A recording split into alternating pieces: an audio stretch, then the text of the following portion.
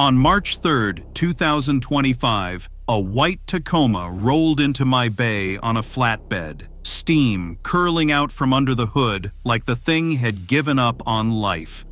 The owner climbed out of the tow truck looking sick. He had done everything right. Oil changes on schedule, dealer-stamped service book, never missed a beat. The truck had just crossed 94,000 miles. And now a shop across town had told him he was looking at a possible blown head gasket, maybe a warped cylinder head, a repair bill north of $3,500. Today, I am revealing the one Toyota part that almost always fails right around 90,000 miles, why it gives you weeks of warning that nearly everyone ignores, and how a part that costs less than a tank of gas ends up destroying engines worth thousands. Because here is what the other shop did not tell that man. His engine was not the problem. His engine was the victim. I have been turning wrenches on Toyotas for over 20 years, and if there is one repair I have watched go from cheap to catastrophic more times than I can count, it is this one. Not because the part is rare, not because it is hard to find, but because it dies so quietly that by the time most people notice, the damage is already spreading to everything around it. So let me tell you what actually happened in that Tacoma, because it's the same story I see over and over again. The part that failed wasn't the head gasket, it wasn't the radiator, it wasn't the thermostat, it was the water pump. And before you click away thinking a water pump is nothing to worry about, understand this. The water pump is the single component standing between your engine running cool and your engine cooking itself from the inside out. It is the heart of your cooling system in the most literal sense. It circulates coolant through the block, through the head, through the radiator, thousands of times a minute, every minute you drive. And like a heart, when it starts to weaken, it doesn't announce it. It whispers. Here's the uncomfortable truth that the service industry is in no hurry to explain. Toyota water pumps are mechanical components with a sealed bearing and an internal seal, and those seals have a lifespan. On a huge range of Toyota engines, that lifespan runs out somewhere between 80,000 and 110,000 miles, clustered tightly enough that mechanics who have been around long enough learn to expect it. The two GR-V6 in the 4Runner, Tacoma, Tundra, and Camry. The 4 cylinders in the RAV4 and Corolla. Different engines, same pattern. The pump does not explode. It seeps. It weeps. It develops a faint bearing whir. And every one of those early signs is so subtle that the average driver writes it off as nothing. And this is where the money gets lost, because a water pump replacement done on time, before failure, is one of the cheaper jobs in the shop. The part itself is modest. The labor is predictable. But a water pump that is allowed to fail completely does not fail alone. When that pump quits circulating coolant, the engine temperature spikes fast. Aluminum heads warp, head gaskets let go, and suddenly a job that should have cost a few $100s becomes a few thousand, sometimes enough to total an otherwise perfect truck. Let me explain how the failure actually unfolds, because once you understand it, you'll never ignore the signs again. Inside that water pump is a shaft spinning on a bearing, and around that shaft is a seal designed to keep coolant on one side and keep it out of the bearing on the other. Toyota engineers, being thorough, drilled a tiny hole into the pump housing called a weep hole. It is not a defect, it is a warning system. When that internal seal begins to fail, a small amount of coolant escapes and drips out of the weep hole instead of contaminating the bearing grease. That weep hole is the pump telling you, weeks or even months in advance, that the clock is running. The problem is, nobody looks. The weep hole is tucked down low on the front of the engine, out of sight, and the amount of coolant is tiny at first. A faint pink or orange crust, a small stain on the underside of a component. a barely there sweet smell after a long drive. The driver notices nothing because there's nothing on the driveway yet. No puddle, no steam, no light on the dash. So the seep continues, slowly, getting a little worse each week, while the coolant level in the reservoir creeps down so gradually that it never raises an alarm. Think of it like a slow leak in a tire. If you got a nail and the tire went flat in your driveway, you would deal with it immediately, but a slow leak that loses a pound of pressure a week, you drive on it for a month, blame the cold weather, top it off once, and forget about it until you are stranded. The water pump does exactly that, except the stakes are an entire engine instead of a tire. The second warning sign is sound, and it is even easier to miss. As the bearing inside the pump wears, it starts to make noise, a low whir, a faint grinding, sometimes a whine that rises and falls with engine speed. Most drivers never hear it over the radio and road noise. The ones who do hear it assume it is something harmless, a belt, a pulley, just an old truck making old truck noises. But that sound is the bearing telling you it is on its way out.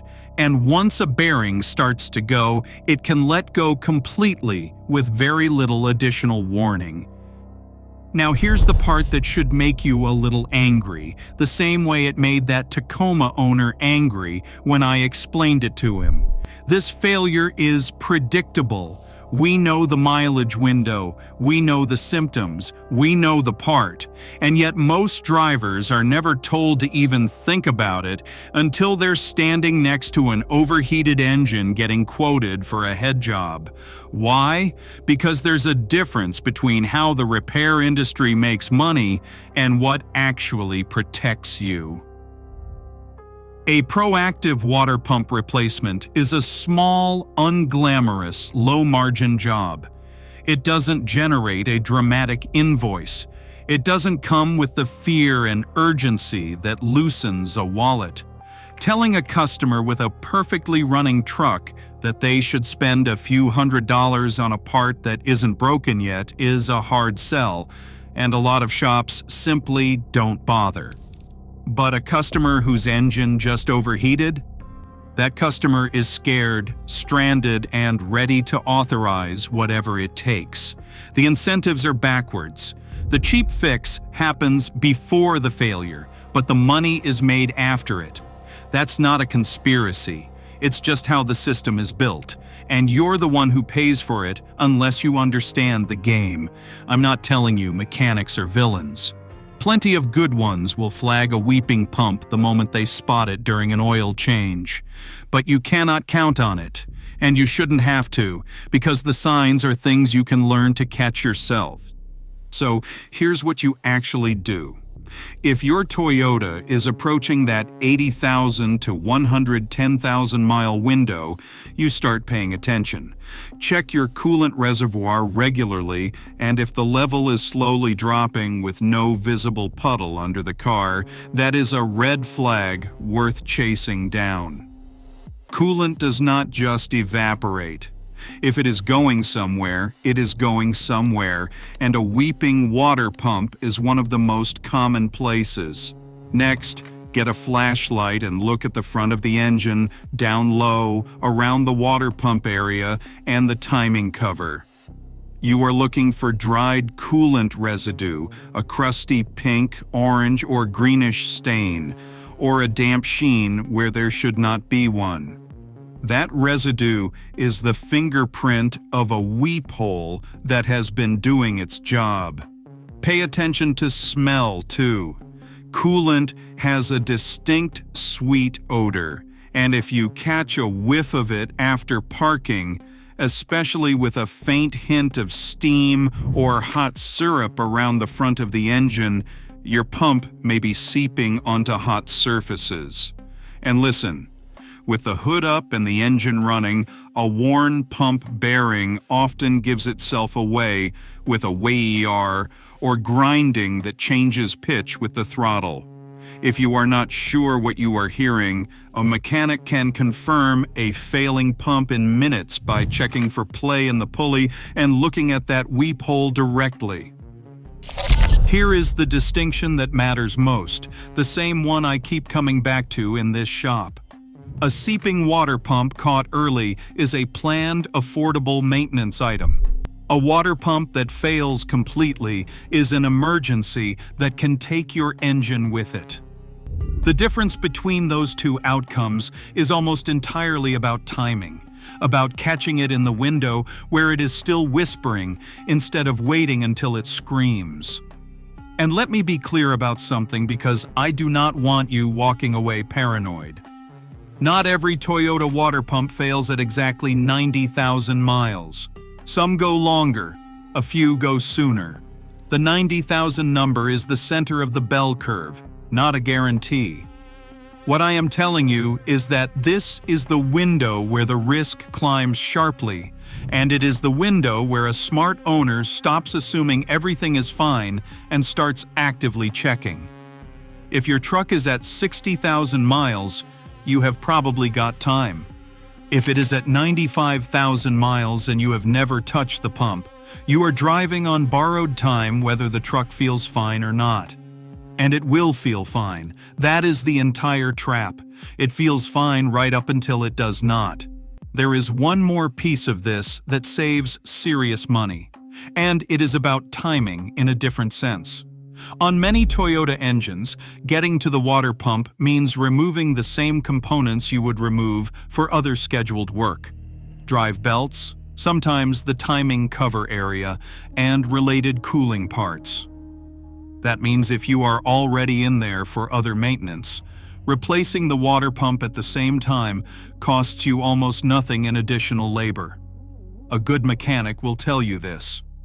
If you are paying for the labor to open up that part of the engine anyway, and the pump is anywhere near that mileage window, it is almost always worth doing it then, rather than paying the full labor cost again a year later when the pump finally lets go.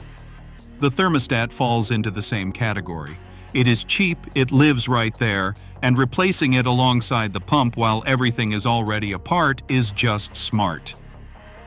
Let me bring this back to that Tacoma, because there's a lesson in how it ended. By the time it reached me on that flatbed, the pump had already failed completely, the engine had already overheated, and I had to be honest with the owner that we'd need to check the head and the gasket before we knew the real bill. He got lucky. The overheat was caught fast enough that the head checked out and we got away with the pump, the thermostat, a coolant flush, and a careful inspection. But it was luck, not planning, that saved him from the $3,500 quote. And the whole thing, every dollar of risk, every hour of stress, traced back to a part that had been weeping a warning at him for weeks while he drove right past it. That's the thing about modern Toyotas. These trucks are so reliable, so good at running smoothly even when something is quietly wrong, that they lull you into not paying attention. The same toughness that lets a Toyota run forever is exactly what lets a failing water pump hide until it's done real damage. Reliability is a gift, but it's also a blind spot, because a car that never complains teaches you to stop listening. So here's what I want you to take away. Your Toyota is not a mystery, and it is not fragile. It's a machine with a known weak point that shows up in a known window and gives you clear, catchable warning signs before it fails. The water pump is one of the few repairs where you genuinely get to choose, ahead of time, whether you pay a little on your terms or a lot on the trucks. Check your coolant level, look for the seep, listen for the whir. And if you're sitting anywhere near that 90,000 mile mark, treat the pump as a question worth answering instead of a problem worth ignoring. If this changed the way you think about your truck, hit that like button so more Toyota owners see it before they're standing next to a steaming engine. Subscribe if you want straight, no-nonsense breakdowns that put the knowledge back in your hands instead of the shop's.